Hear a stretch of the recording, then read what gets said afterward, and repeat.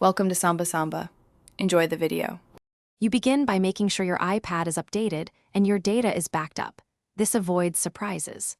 Once done, swipe left through your home screens until you reach the app library. Make sure to scan the automatically organized categories and the suggestions area so you know where apps currently live. You'll also want to long press any empty area briefly to enter jiggle mode later. That prepares you to move apps without losing layout control. Now focus on moving and grouping apps. Long press an app icon until it lifts, then drag it out of a category to the home screen or into an existing folder. Once done dragging, you can stack multiple apps by dragging one onto another to create a folder and rename the folder for clarity. Make sure to use multi-select by continuing to tap other apps while holding one. This speeds bulk moves. After organizing, tap a blank area or done to exit. To finish, browse each home screen and the app library to confirm every app is where you want it. This is why a final sweep matters.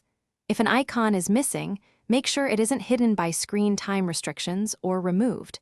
Go to Settings to verify visibility. If organization fails, reset the home screen layout or reinstall the app as a last resort.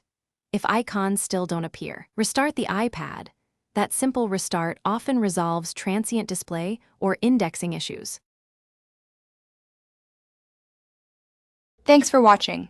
Consider subscribing if we helped you.